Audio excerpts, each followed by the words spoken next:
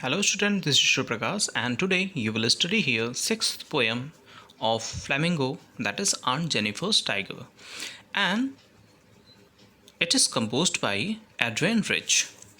She was a feminist and social worker who had a strong resistance to racism, and here also she is representing such a feeling of the woman, a woman who is dominant by her husband. So there is a character that name is Aunt Jennifer, and who is dominated by her husband. And what is her desire has been represented here beautifully, because you know very well the this is the society which is regarded as the male dominant society, and whatever the decision is taken by the males, then it is followed by the women also. But what happens, somehow the desires of women always suppressed the life what they wanted to live. They never get such life, and they always be obedient to them, that whatever they said, everything is okay and correct for them. But no one thinks of their life, that what they want to become, how they want to live. These questions are never raised before such society. So here, through her poem, she has raised the concern of the women, that they also want to live their own life. So we must give them the space, the life what they wanted.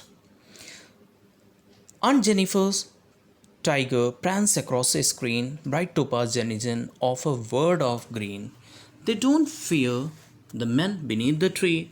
They pace in sleek chivalric certainty. So here, a tiger is being represented.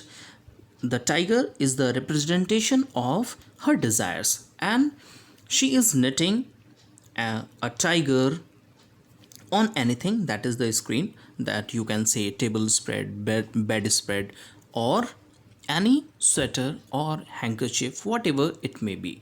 So she is knitting, she is actually painting or knitting a tiger there, and the tiger is representing the feelings, the desires of the women.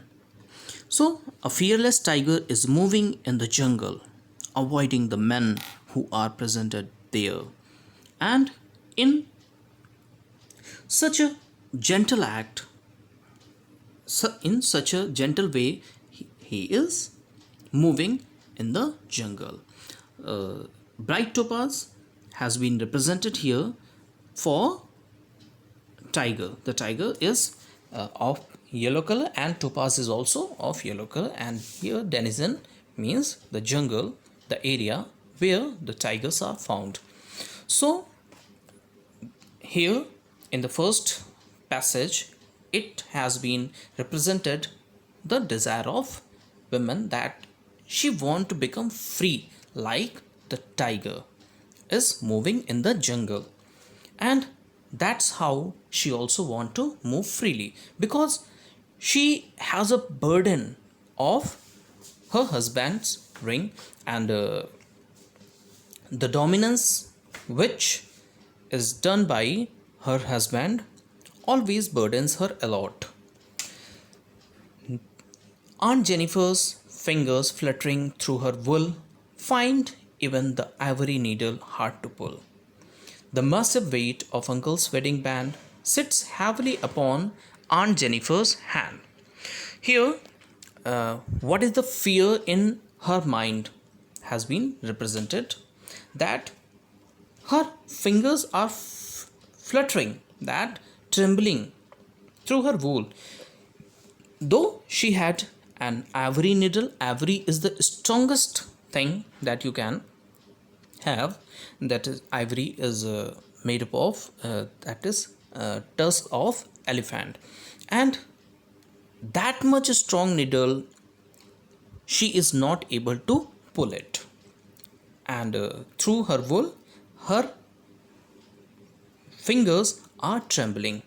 And what is the reason behind it? The wedding band, the wedding ring that was given by uncle on their wedding. She has put on it on her fingers, and it is a kind of burden for her, because she here tells us that she does not like it. Why she does not like it? Because it is a kind of burden, not the gift. It is not a kind of gift that anyone gives happily to someone, but it is a kind of burden which uncle has given her,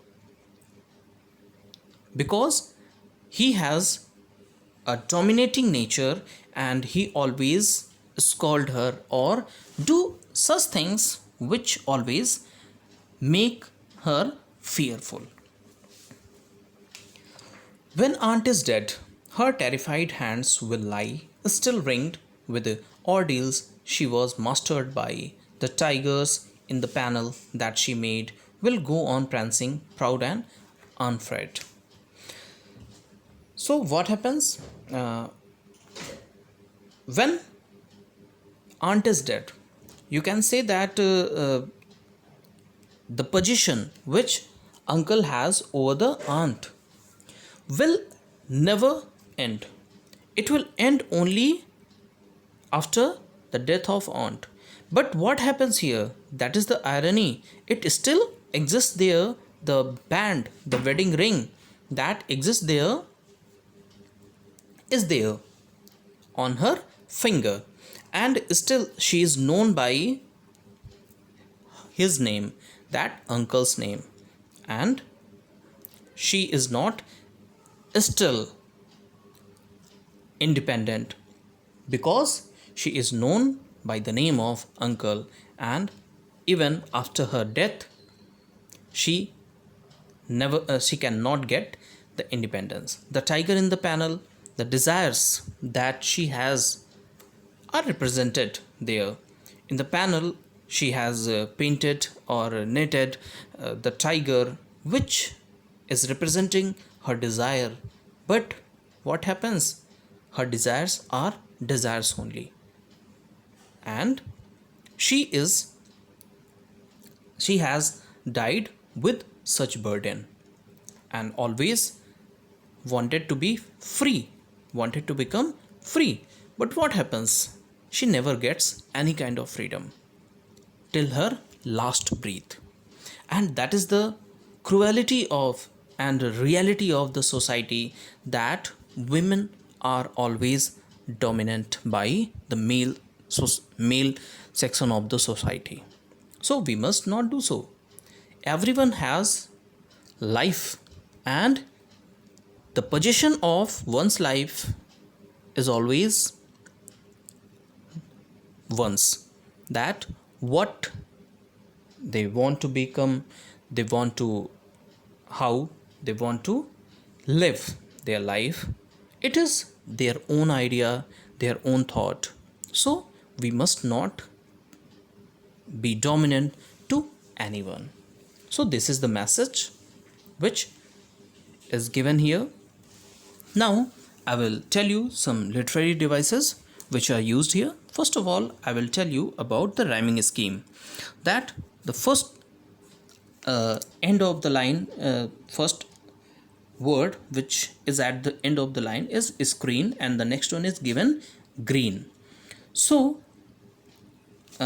you will find that these are similar rhyming words: screen, green, then tree, certainty. Both are similar. First two are similar, and third and fourth are similar. So the rhyming scheme is AABB. And in the next, you look at the starting of the third and fourth line of first passage, that is they and they do not fear, they pace in sleek.